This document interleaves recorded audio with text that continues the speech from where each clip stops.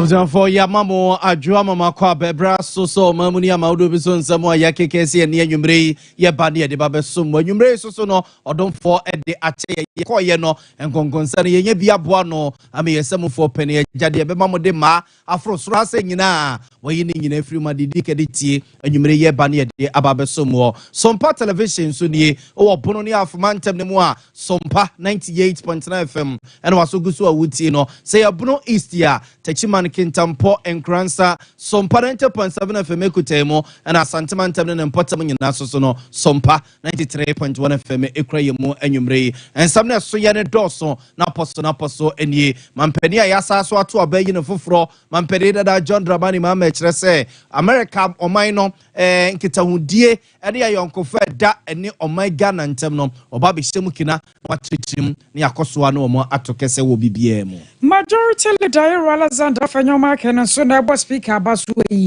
was in Kwabenya and 9th Parliament and Yamia Dumwa.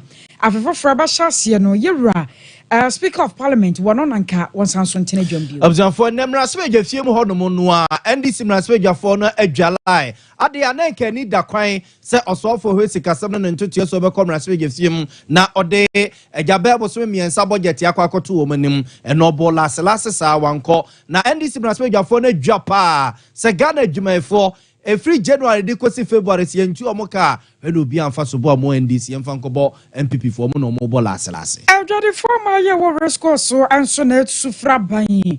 One much as another dear. One more for baby share Yadia de Kajuchi, Diabra, Womopa, Tombasre, Sabah. IMF Benin for so Kaigana binds a cat diasono, a can and go you. Now, the actually dear Crabu, a energy sector, the Yasi Francophobia independent power producers, a car at the Hononia Kaketwa, into a buying share, so women in Yako, Nakano, Yasusumu, and then it's ya. Cholera, I am Toya dear.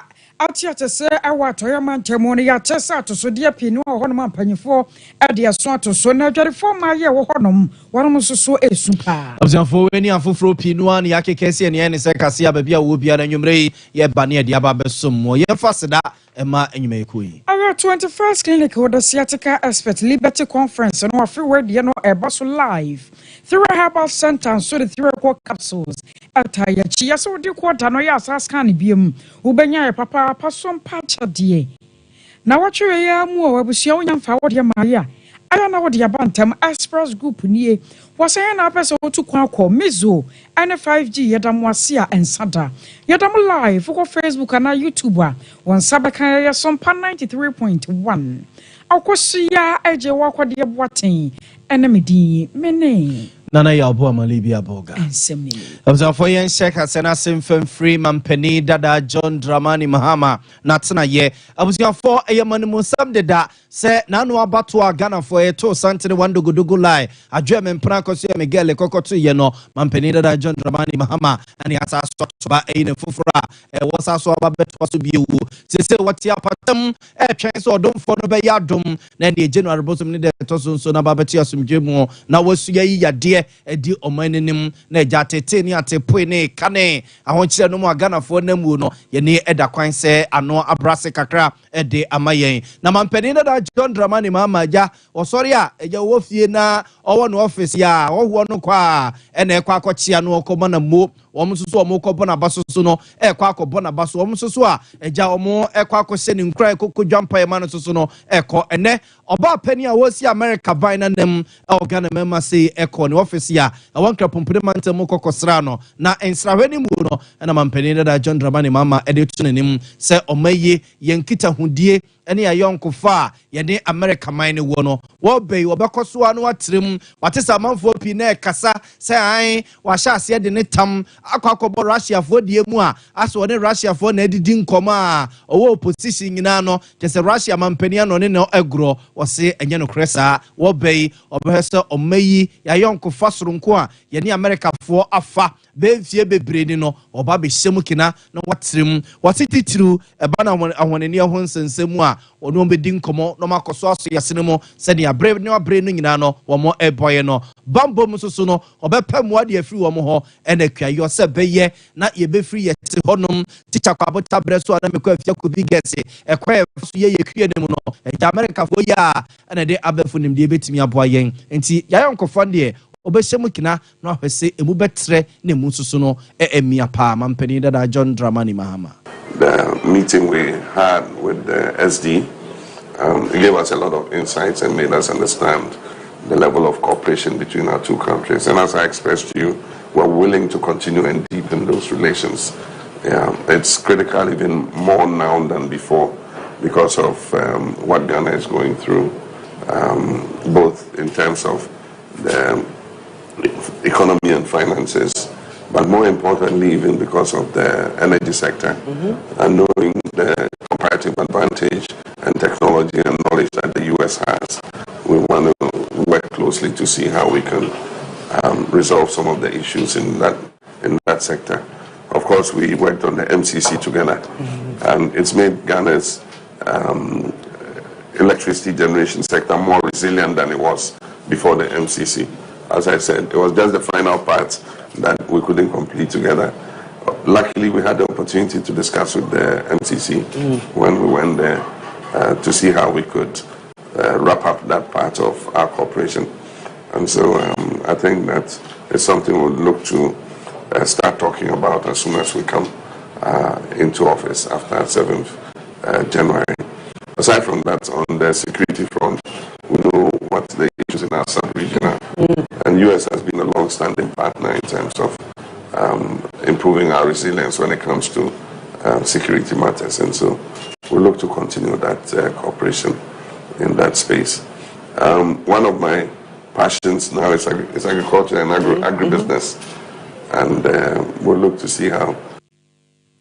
Observe weye eye Ghana mampania yato aba eye ne foforo kra wote apatam twene ese January bosom no de toso nso no ebeto asomdwemo no wosaye mampani dada John Dramani Mahama ne yete ne nken na eno achi ma me Virginia Palmer so a wosi America ban na mu Ghana mema eno okosra mampani dada John Dramani Mahama eso ebo na baso pa se omayi ya kire wiase nyina se eba na kabima menka bi democracy no a omayi ya je akenten so a ye ne ye kire bibrim se ne yesi ye no ene kwan omomfo mo de emfa so. And so I assumed it. And I bring greetings from President Biden, and you'll be hearing from him directly, but I did want, on behalf of the United States government, to really sincerely and warmly congratulate you and tell you how much we look forward to working with you and to deepening the U.S.-Ghana partnership. Thank you. And have some details about that. Observe weye eye Virginia Palmer we kra de onye wura me Virginia Palmer chese abesiri wapa wono NEC America ban na nemu Ghana mema sei ene no kosra mampani dada John Dramani Mahama yasa so to obayi ne foforo se mampani biu e wona tena ye won krapompre mantemu a sansem wi epipie wo monkomo mu. Abano kata sha prayer jirimudia kankan ne ma wodo akwaso wo ma Ghana mu Ghana fo ne yin ho no eno so ye John Dramani Mahama ato aso akiremu sa wo ma ye mo no ye nyina de ho danse sa ban wo tiso yi na pa so kata sha prayer dokro pa nam so nti na wo ba ba ye hye foforo kra no wo hwe biem so wo ma no ya mamara no wadidi djuma no obesan so hwe mu biem enioma enye obeyi afrim na afen so wa hye ne kete so obibia da Bobedi o my Ghana sika no amfa kwampa so anie no sane ya no mara ne bedie na afen so ahye no ama sa sika no wotumi atua wo se ro no nyina ye hye sonko a Wami yera John Dramani Mahama efiri afoforo besim no wode ba begu akwan mu na tumi aboa mo my Ghana yesika sema kwa nkai na kata hye ne proye a adokoro ye no yatimi atuase. That we improve on efficiency in governance, and one of the things we need to do is to carry through the constitutional review that stalled after this government came into place. There are many issues that we need to deal with in our constitutional governance and also in our governance activities. And so one of the first things we'll do would be to take the whole issue of constitutional review again and see how we can structure things so that we have a more dynamic constitution going forward. Aside from that, we need to take the fight against corruption and waste to a new level. And so how do we improve our governance system so that we're not having so much waste as a result of corruption and waste? And so that's something that we need to look at. How do we look at our economic management in the sense that our economic managers are able to manage it in such a way that we don't end up where we have found ourselves at this time, for instance, in terms of debt management. One of the key things we're looking at is to set up a more transparent debt management authority so that Ghanaians know what debts are being accrued on their behalf and whether they're going into the things that Ghanaians deem essential or they're just being piled on because somebody is making a profit out of it. We're also going to establish a system for recovering any ill-gotten wealth. I was away. I got a man penny. I had to a begging for or a John Dramani Mahama. Observe for young from Freeman Penny that John Dramani Mahama, Natana Yena Fee, young for more encore Emraswe Yefim. And na Emraswe Jafona Yahuboa, just almost yes, your Muhua, or more action was off for his Casanon and Teachers or Dr. Mohammed Amin Adam say, obey Ebam Raswe Yefim, na a Jako Humasika, or more SCSC, Sabosumi and say Dicking, or Afia Yakwako Remuno, or more Edibebo Mine Hobra, a church Jume Foka, and the Assoson Yamama could say, Mampenia Warbano, a Jana budget, also Tintimno, what Intimate the Ababato Ghana for him, then come redemo, set Oswafono, at the Ababatum Raswiga for the so, or more chain ya, Fiano Pemo, Edecosia Numrea, Papa no when si one to swa, one tune crebia, Uncle Raswiga for a Crontia, went to me Uncle and Nem Raswiga film, and Faco, Masican Uncle 2 woman, and no and NDC Raswiga for the Munia. Kutukum, one matikwa payaja, kese omubufu afu no, me kese, maybe in this about day for better and crabby tomato, same in a fumo, bosono. Na adakulum na sebe jenning, honorable governors come here, Bujana, say, Ghana, Jume for Yansan so, the air cost on our watching Munina, all Raswig him. Ombasre Ghana Jume 42 any one more abosome so a omudidia bambo tomuno omo enhye ne so pa no mfo mani ni akire na se finance minister no obola lase erikosi memene da na se wa mamra so gefiem amfa sa sika na ma metomra so gefo nanimu a na kese abosome miensa edika wa afoforo a ye kwakọ ramu 2025 no enya de a aban ne betimi atua eye aban adwumanfo eka honorable governors kwame agboja ne nsemo de tudwa e wo mra so gefiem ni it was almost an open understanding that the finance minister was going to be here to lay this paper. When he decided not, or when he didn't come, there was rumors all over the place. I didn't peddle any rumor. I just suggested that I hope there was no conspiracy to say that the finance minister will not lay this particular item. Hope it's false. Otherwise, there's no reason why a document in the possession of Mr. Speaker, the document is already here. Why there's nobody available in government to lay this is a mystery, Mr. Speaker. It is a mystery. Why did you communicate that document to Parliament if you are not ready to lay it? So, Mr. Speaker, I'll just leave it here. But let all people, workers in government, all workers in this country, everybody who draws from the public purse be aware that the opportunity exists for the finance minister to communicate to Parliament this document of expenditure in advance of appropriation. However, they have decided that for reasons known to them, they are not going to lay that paper. If we get to a point where we are not able to take this under the 8th Parliament, the blame should solely be at the doorstep of President Akufo-Addo and Dr. Bawumia and the finance minister.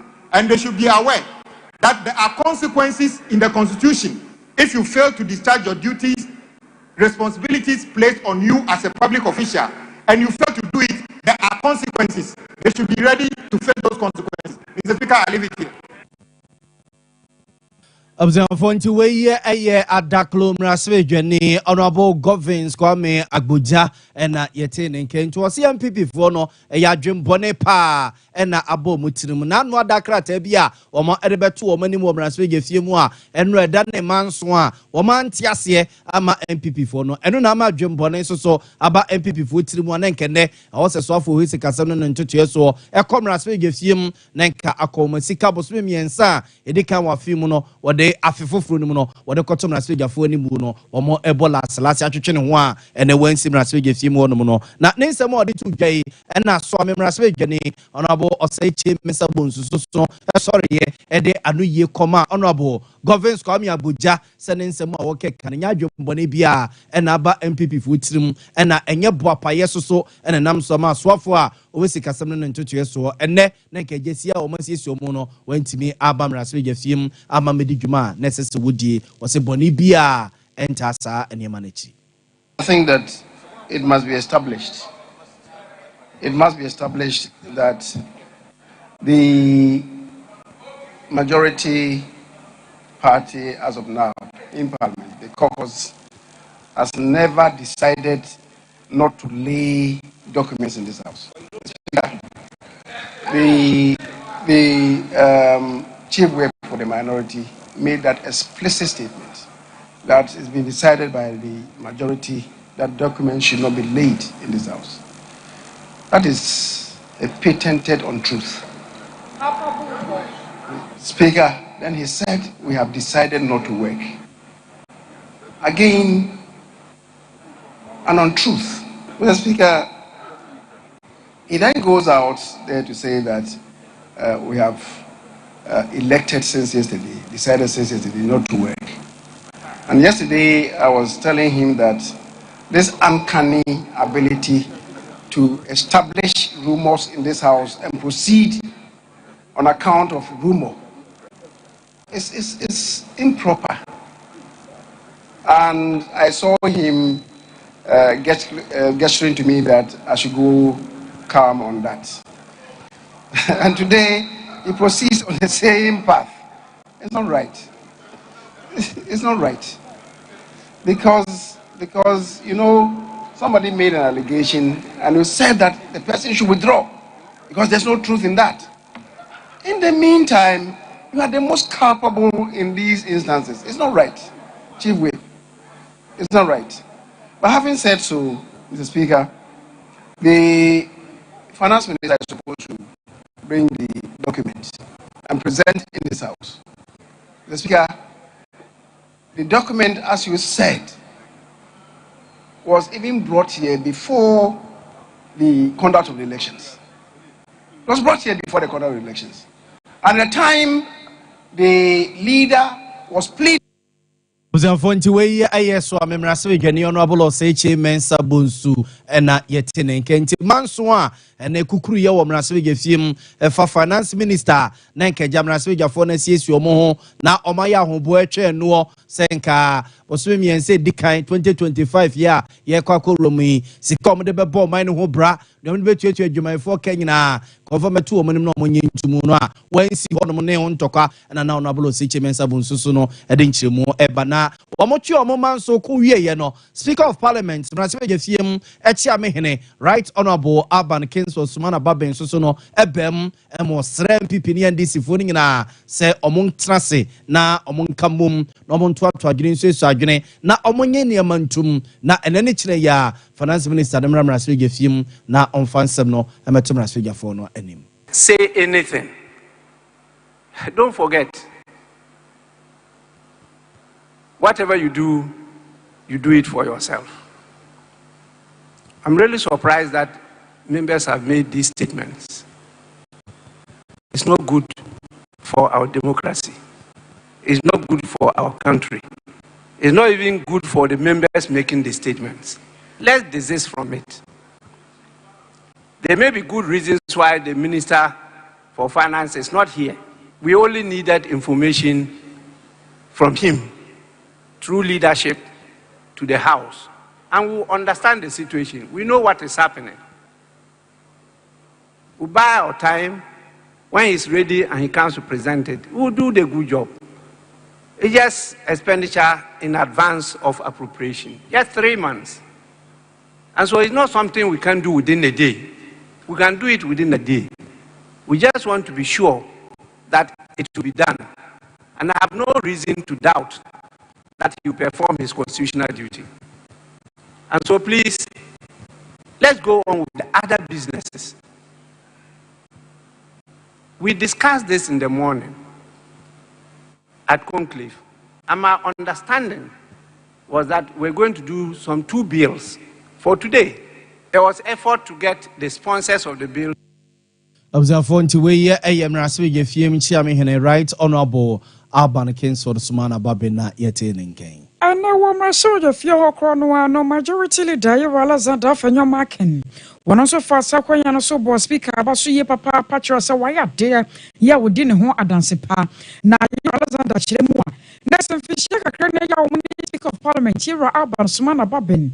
One matana, one Rasabo Gefian, Papa Chapan Nipa. Now, was so ama woman say, you were speaker and you were speaker, no more than 1 or 2 watchano. Where dear Dan Shokra, I want your man in name. Na near walk about corner the chair and this Yamanukono, and the Speaker of Parliament in Sakwabase. Nyama Yadma knife Parliament and one more Sanswa Monua Badia. And I can assure you if you're by the pa. Nemo Musa 1 month and I'm mad dear Mesre. So when you are more when you pebino metana so, says Speaker of Parliament, and yes, I don't go for Bontin Sunia. Ebiana, moi, I'm not sure if you honor. Your 1 more channel, 1 more son can't send you 1 more tears as a speaker away. Then you're making a dance. This House looks forward to a leadership that will keep us going and keep the lights on in this chamber. Mr. Speaker, let me commend you for the 4 years of your leadership in this House. Mr. Speaker, we may have our disagreements, but it is obvious that members' warfare have been key to your leadership. Nobody can take it away from you. Mr. Speaker, the institutional empowerment you've given to Parliament is equal to none. It's largely because, Mr. Speaker, we had you as a speaker coming from within. Mr. Speaker, I don't know whether you are being retained or a new person is going to be appointed, but I pray that if they decide, Mr. Speaker, if they sack you, Mr. Speaker, of all that you've done for them, they are going to sack you.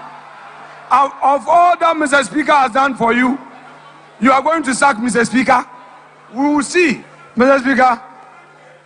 If they decide to retain you, I know Parliament is going to benefit. But should they decide to retire you, Mr. Speaker, they can do it. Oh, they can do it. They are predictable. They can do it. If they decide to retain you, the happiness of this House will gather further momentum. However, if the new government decides to bring a new speaker, that speaker should come from within. We don't want an outsider. We want somebody from within who would understand us. But, Mr. Speaker, having said that, so why a majority leader, oh my God, I'm rushing with the fear you're Alexander. Afenyomakin. Yademo frame raswe fie mo hono mona yademo akọ ensemfu from yemonum sam si akwa to abawie ye to abawie yesusu no de obedi mampani ye hunu omo mo we yesusu ye hu omo nyina anim de ayoyo ne ade a na sese de akaye emrasebe dwam sese emadodo a NPP enya ena madodo a NDC enya wom se NDC ahura dikan a eyire so paaso se de ya de akaye a manso wo ho ne ade de ye de koka ye de nyina koka MPP de ho a ensesa hwe ema MPP fo me yedom kese na nso agya wo so omu no dodo a obia enya na empesua ba ko amanso wo so pa eye ablikuma no for bato empesua so sesei ene se omo mu gina yede ma MPP amanyuko no mienu nyina ema no mienu we chese wade nkunim we suso chese wade nkunim a enra eba beto dwa se NDC echitafo binom ene chese dipa binom ba bia na omode abato nkrata ne nyina ballot papers no akwakogu a na nkani da kwae se ja ka anema mu gu a komesa akọ no makwa kenka ma ne nyina foforo no emrante bi se de assembly siye se hwan ne kwose wo mabufuo se hwan ne kwaka wonum wo ma hu de siye a wo mo ekotwe jatu sukunim yesi ye friend eye kwashiman cluster of schools wa wo enkrapompone mantemu ablikumanov abaton pesia so ene memamro ne kesi jademu a eshi grebu anesa ene ballot papers no anka no maba ne nyina eshi gomse ewo enkrapompone mantemu na sadia we yesi ye no kese nipa pinu a ena ekasa ho ebi de hye dum ebi de hye adan no dansini ade na ekoso nyina ohunu bie ni papa Thompson no ne yedi nkobo no che se won ye wo hunu ye o samrante bi de politin bag tuntumi ya efre ne se tuo mu no wamode petrol nom ene kese nema bi a upagya so mu a ebe hye a abewura suku dan mu nti anyom onwa se eni gina na eni sima omo ehun se ja ato suku ni mu a kese ballot papers nom ne ade egu o ne nyina ehye odansini ni nkyire mu a ode ma ye ni na down floor no move call middle floor no after when I arrived na baby when we say down no because a library no a papers and tina there and at top the next floor no so a laboratory a lab for nkodano and the also I'm sure the chemicals near there and the fire was very the tire that one no good so na omushe no and they no put the and sheep papa because titi shop no owner no or tea say eja no or can say me cars need and your PA and your bet tools no and no boons no the go goose and to me basically because the main block no well a very huge building but the idea no co happy and classrooms no papa.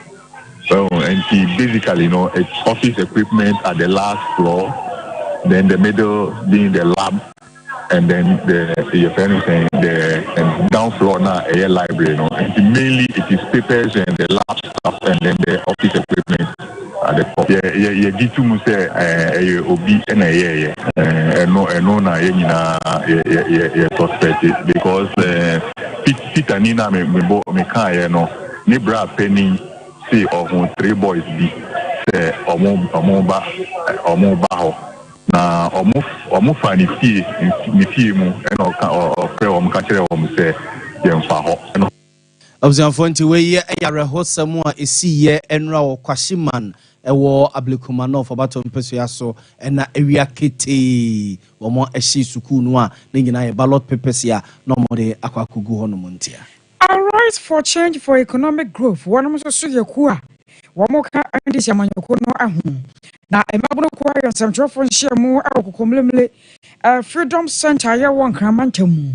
Now, Panipayo, Titan Demaquay, a year or rather that say do Mahama Idrisu and Waka Sachum say. One matter to say MMDCs in one more offices, Nibu one more.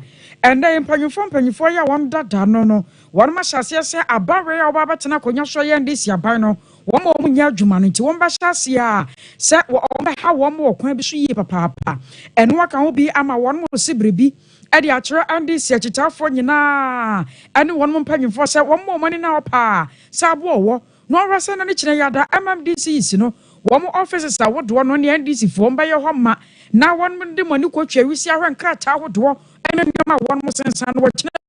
1 month for 5 uncle my 6 a better penny pen work sano say and was sending him coordinating director or hono enkoye hand to hand omunkoye adwuma bomo if you say there was a coordinating directors will be a MPP sympathizers eti omo no air try aboa ama omo aye there ben omo cover up sa so de yensi bi over kaya 2008 memo feel bi no nkoso but essence NDC get na share high no atame so buy or say father for all and mama cover up na akufado ni campaign na all year or we ni wie no na oka na NDC for say mo say MPP corrupt do adentina mo buy ho na mutumi jeli no ho na mutumi ye say if you sad there enti ye ntwe masa say no ensansi bio eti omonko enye violence so enye so MPP for na wo ho na mo kwa kanta no MC ya na say ma onko office onjai na coordinating director say regional coordinating council and air function here and no sanka omu na be take over ana say coordinating directors so omu nyina no aye say omu ye adwuma e da serve Ghana here na ɛno kyi no fa na kwan fotoa wodoɔ ane roto no nso panyepa ka bibi de fa ho Ghana for ye bre ahokyere wo ma pa ka kwan bebre asai aban we otia konwa ye adi ntro se wa ye kwan bebre but me am call to e wo Ghana nyina no hu se ntro na wodi nduma bi no nti se poko ase interchange kuma se ene ayi connection dey we ejo mama ena SQ loan no yes ade we aban we ankasa ba ye hu loan bi a watimi SQ di aye kwan ska mo ye no nyina di nkwa no mo di ye eti se John Eba no ohieska edi aye mputujuma ama ye Ghana for ama sa ahoche we no ye ho atoy eti ye ntimi entna se sambre tutuo ya omutwa mu a ema tobut no skies so de maya yanya no ye ntna se nhwe sa ade no bio ewunti na me ka omonko no omonko ye na ntimi nyeska enfantu ro fan no mo na nye because Mahama ro fan we okreti yes code gum no eno na ban we ebefa di ye wan ye duma papa bia eti ye ntna se nhwe sa ade no ema na nye happen ewunti na so omonko no omonko koye na omon peska enfa magana na mom omo ya mo omo so peska no ngu omon botom ese se accounts be na mu etua egumo ayina omon ye na sa pepepe coordinating directors no I was your way teaching the dema arise for change for economic growth. Chairman Yawadano, Yerada Sedu, Mahama.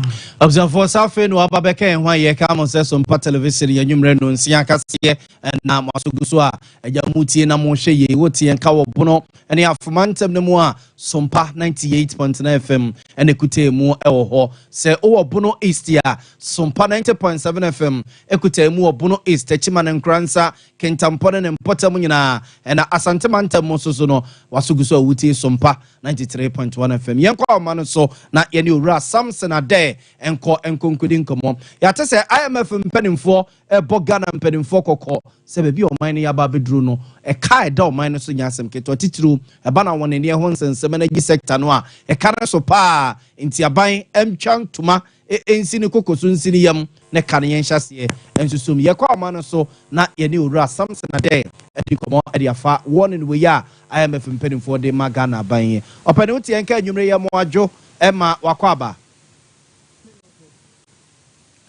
Mr. Dawotemenka.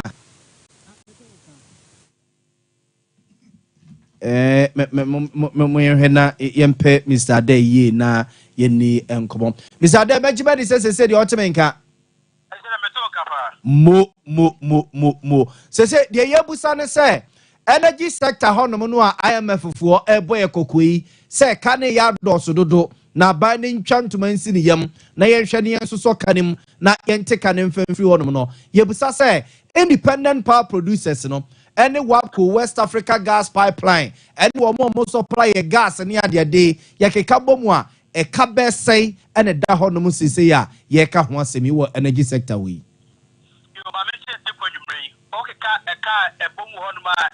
over $1.6 billion at the Honoma Yentimi Pia. Now, a canon for Pia do Honoma and car a year UCG for any independent power producers. No, I quote Bencrum said, was maybe an Ebamon Kakra, and no, your friend said, a cash water for mechanism system. No, say, be a weapon at the Webinas and for Webinas. No, used to put this can you a year Sicano or more intimate. Now the area we say who could prepaid no we did a great yet can answer the amount and now post with the mom so a supposed meter and was so or call a easy for ever no the donor could but that's can in a moment can a formula jaba say a year we budget them for we budget the cool I press a cash water for mechanism system no a do a multi and Yamaka no go and a book on ma the be a corner and and no back a home. And I'm a for any other more come. Obasha, a year, a Ghana car, not yet from 2019, 2020 ever. na finance minister see the case minority see the case e muma time ye kwa me for no ye ba BFS below the line and under the line and I say above the line I am a few say a car and that energy sector no ni na the kan ga na ye ka ho and ama debt to GDP ratio no e ko do be 104 percent a car e cost to a buying the I was for Yane Ora Samson a day and a edding comoy. You, you'll be a wabri power, I want a near energy, Hunson, some jedie, and a honium our benepa, or not Yanino edding comoy. Now, Mr. Day, you walk, brother Bakwa, IMF for no, one more Eddie year, Juma, one more see a bino and for bold reforms, Emra, na omo enfan so hawa ewo energy sector no ano sa board reforms no obi bebusa say ebi ne de hia ewo sa ban na eye I'm for board reforms omo no omo nya for the Christmas say sika 3 billion e kodi na e busia na mode maye na omo emau conditionalities and I say yewe so the buyer obetime anya sika and abedi disika wo memu na watimi de tua eti bo solution as reform so mo kan nyina say aban betime ejina ona kanea bo no bia ye koma tutum na bosumi bia no yisi fo tibanya sika na omotimi di bi ama omapanyin na otimi di aporo mbra na ka ye de no yetime tua na sika ye benya no ye fa nko yisi di honum na ye ko sika no honum ti one ade omode ba hwea and omo conditional sin say 3 months bia na ye so kanea bo ade say entumu na ye tunu kwa no a show money more percent can more than that.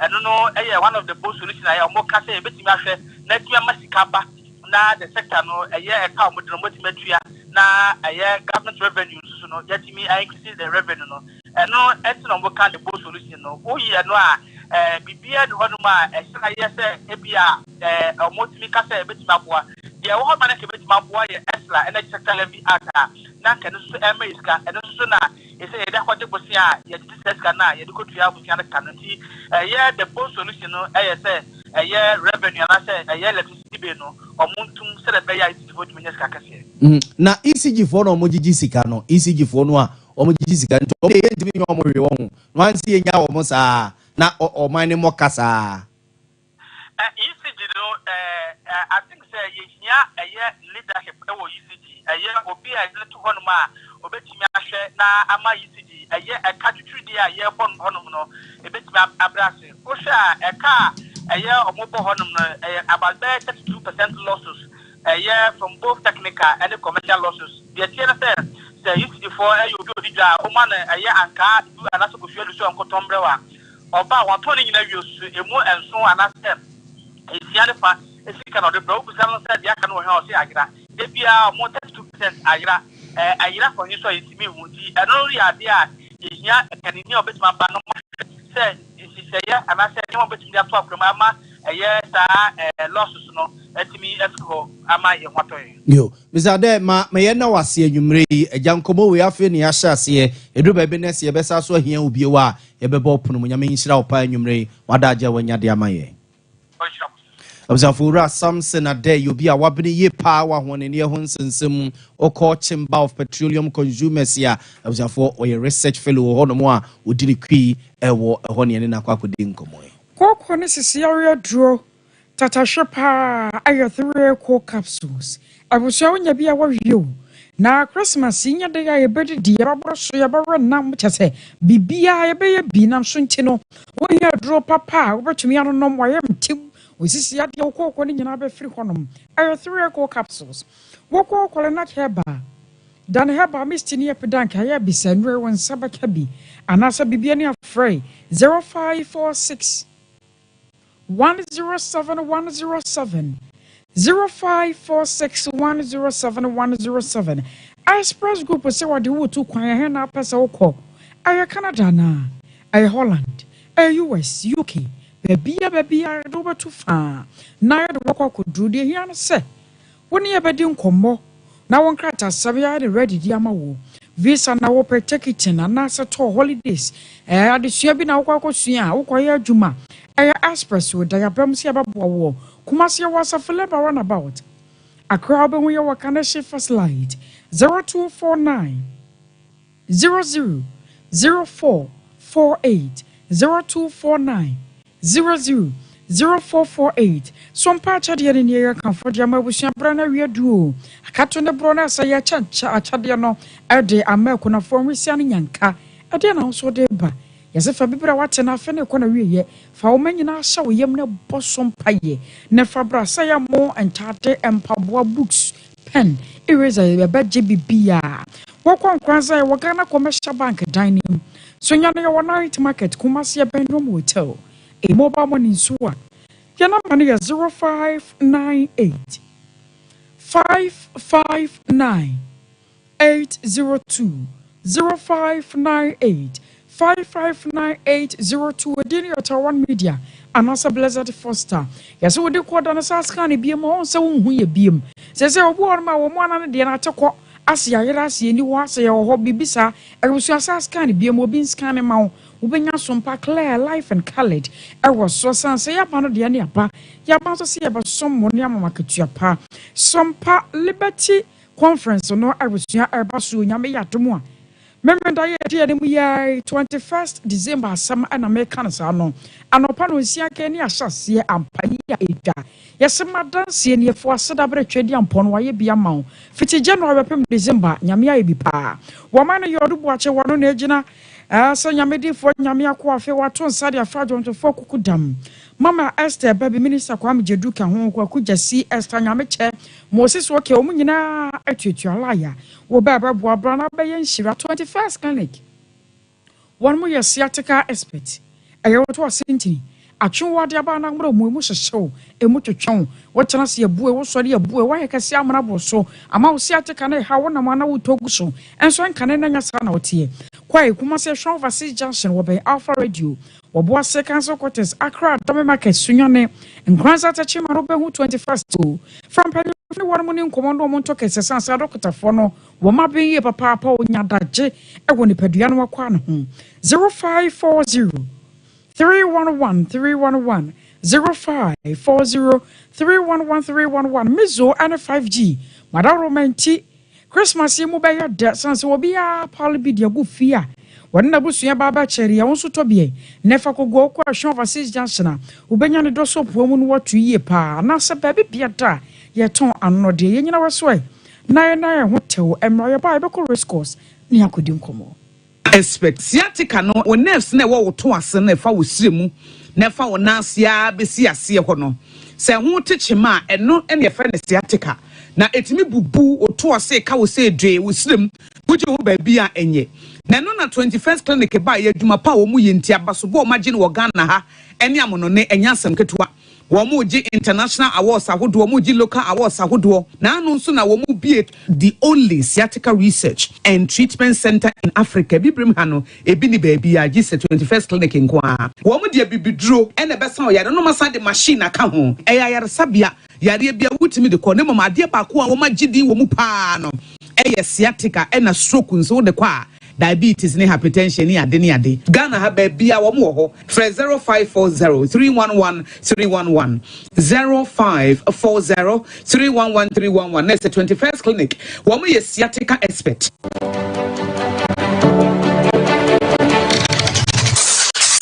Introducing Mixer 5G Sparkling Drink, a whole new refreshment in a can. Mixer 5G is a tasty non-alcoholic drink. It is a perfect companion for all your events, including parties, weddings, and funerals. It is made with green tea, ginseng, guarana, grapes, and grapefruit.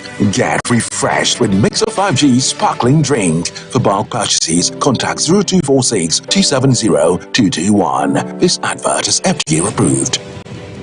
Brakasa ye duabon waso a ne dwumedi wo nipadua biara pom den ene na brabo mu ne hie pa enye frekasa nko nuaba ne ahaban bi te se kwawunsuso a abonwono ne dia akeka ho no kura enwanunu ahodo a ekwa animu yi ankasa prekese ne se nua baby dom ne akeka bob di afa be for kwan so a ye de ye prekese powder prekese powder sie nipadua na ba kwa ahodo no ho ban afri mpani yade ne yade ahodo pi ho fa enkodate de ma ba ko freduane anopa ne anwumre ana fa enkodate de ma ba ko ewo ne nsuhie yeti anopa ne anwumre wobra wodidi awie ubenya prekese powder to Kingswalk Herbal ne Heroes Herbal Accra Okechi Drug Lane Denny Herbal Kumasi Mensa Takrade Mose Pharmacy ne Greenlight Pharmacy Sunyane Cash and Carry Supermarket Asantwa Herbal near Bibidro Depot Techiman Sewa Herbal Mampong Etufo mfre 0550 19 15 14 prekese powder aduane san yedro FD ahwehwe sankra to mu agye atum sewa me wacho me na no me bisa kra so kwa butru Kwaku, afina bebeko. Menkrata krani.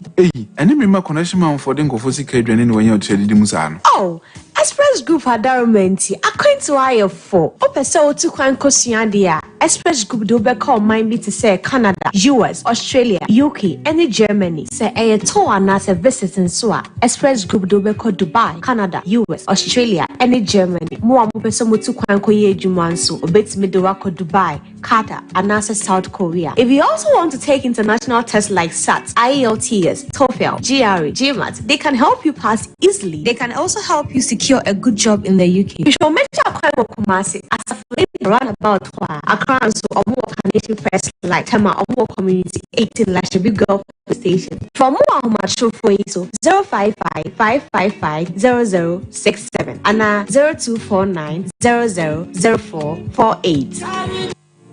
Here in Ghana, when it comes to chicken, the good old days are back. Why? Because Boris B's Chicken, BBC, is here. Yep, give your family and loved ones Boris B's Chicken. Fresh, tasty, delicious. Boris B's Chicken is produced right here in Ghana by our cherished poultry farmers with support from the Ministry of Agric. Get whole frozen chicken, gizzard, chicken feet, chicken neck, and chicken liver for those special family meals, buffets, picnics, funerals, and all restaurants. Get Boris B's Chicken. It's halal, so everybody can enjoy. Wherever you are, call Boris B's Farms hotline 05-444-444-53. Ask for our branch that is closest to you and come get your chicken. Boris B's Chicken, BBC, proudly a Fiakoko.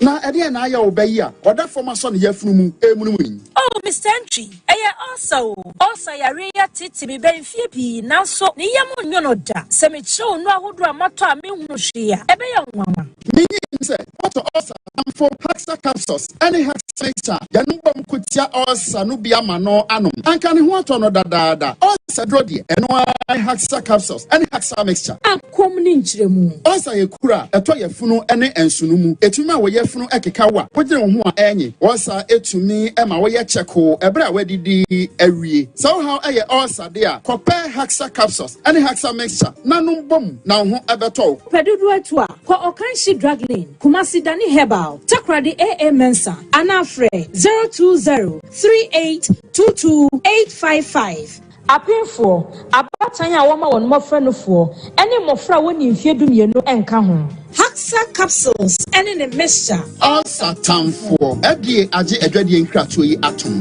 Afinsiapa. Obo Herbal and Medical Research Center say, "Wama nyina afinsiapa." Dr. Bo say, "Obronya achede de mo bia. Achede no ni. Ompeso bia de yare besa afefofro na se. Ne santi, every 16 December, because 25 December, obetimi yakọ Obo Herbal and Medical Research Center atena ya. Ewo Ghana ha ba bia, akohwehwe woni padua mu a onye wo kapre. Me kire say, eye free. Inti wasebra, no check wakoma, o kidney, o liver, ne woni padua kwa aka ne ma. So wo hwe na yade omu a obesa ma wo bra wanye usika kese bia. Na wase a 30% kire say untue sika twitwiri die. So wo yade bi so na wakwa na nkwa fa bronya chedi so na ko doctor bonchen na wansa oyade e ka obebo bia nso obeche omu 30% sene nso ma me biemo se promotion na bronya chedi e sha se 16 December ya kozi 21st December na ebeko so e wo Boheba branches edidi so Kaswa official town Obenjedi restaurant Nkransa owade seman edura kwan so Kumase obehu no wo adwato adumanu Sunyane owo Zinko on immigration center ne dedi enimhwe Techiman Obenkente Royal House Open chemu abro me die so a obetimi afọ Boheba lo number si so 0549 161 508 ni 0550 191 514 afe 0549 385 619 Obo Herbal and Medical Research Center Al Bibidro Kasa.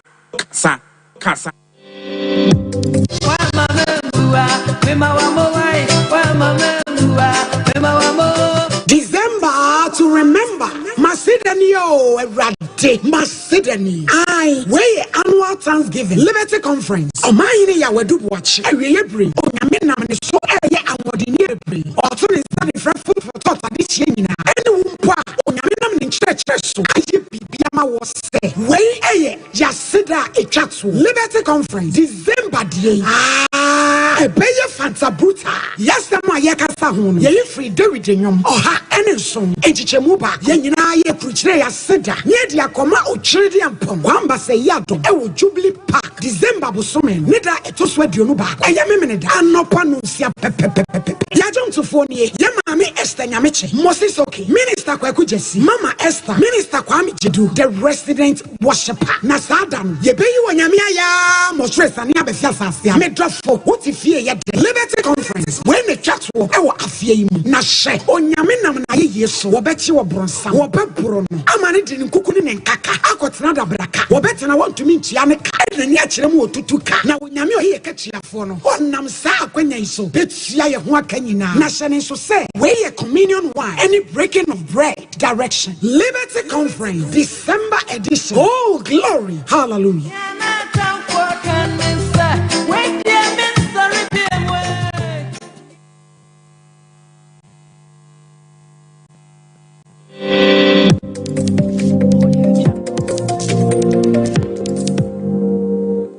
Sompa TV, Emma Aketiapa. I was here, Makatiapa, and Padam was say to her and some no son in area. Yapam to work as Yabom no ya manable free Kumasi Rose Course, Sababa Somi. Sir, Advertiphobia, one more Rose Course, I would do one Mujano. What Tamila just your ya one of my was your jatum, and Ra ada a matchase. And if I don't want your woman, your mano. One man for crocra. Now I can't be a majority for Maya, one more Kumasi Rose Course. One more the Sodia at Tuja as Rapa. Saradia Daroma, a Bimram way. Now a marina from dear and fa emwa.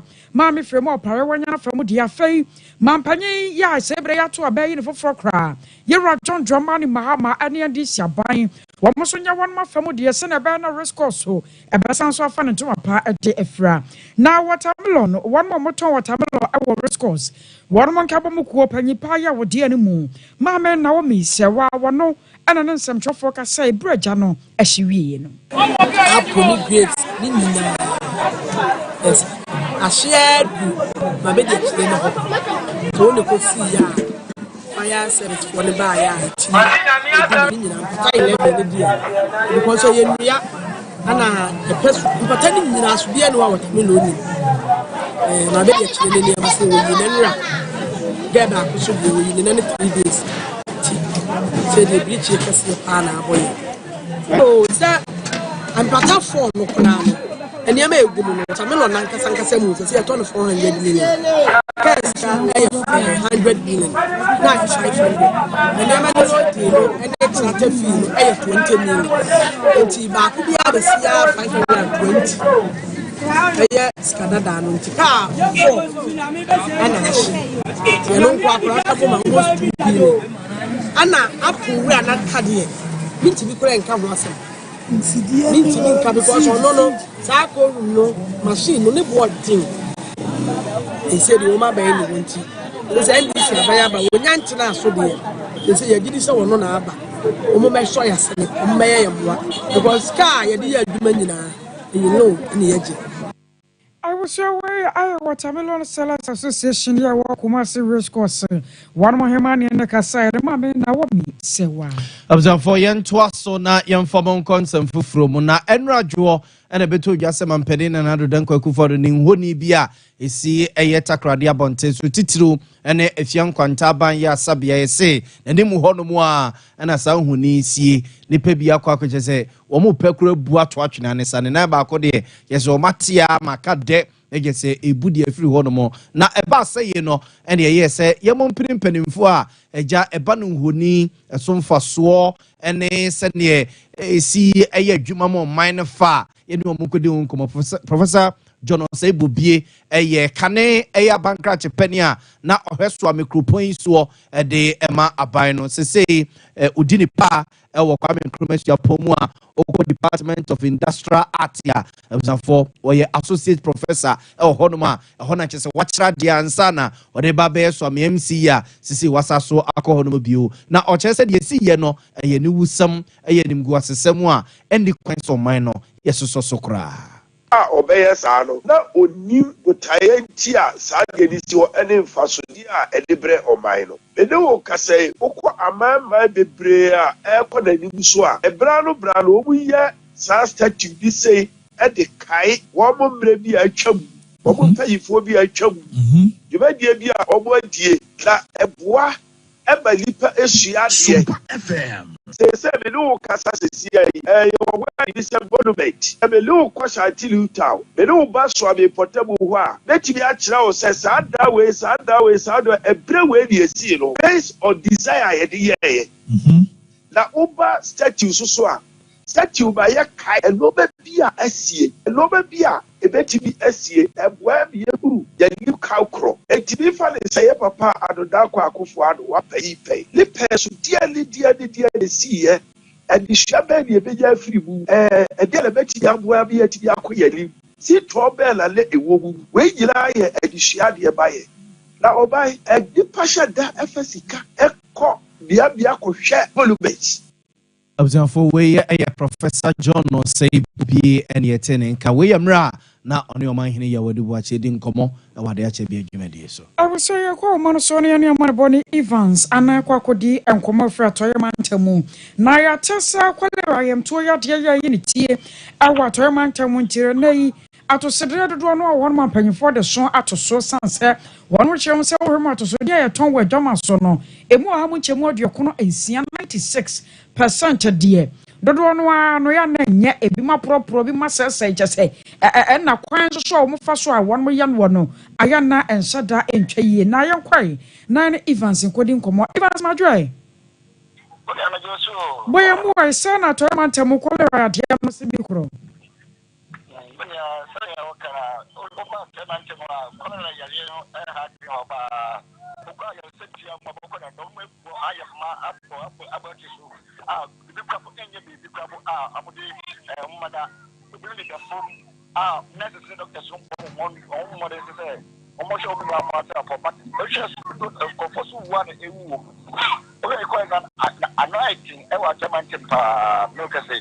it is because of that so much I can say omo cabbage we no omo jaton because madam ko market no dem ko ni say man omo to cabbage we me and omo to din dey obi am ba any say say cabbage we no boy say obi ni dey ya ego expect see I how can separate them omo to and then cabbage na dey ewo atema pa just say no one more say one better one and more be na pacho me say sure say akoko bon say ya dey so atoso no adwerifo na fa adwene bi say bia wo masa companyfo na won ma gine sie no won ma sa da adwene ho bi mu ana so be say me ko o sha o ko gana health service omo ayewe omo give vaccine mo din nam efiefi mo ma wo so go fully omo start for omo bi after bako any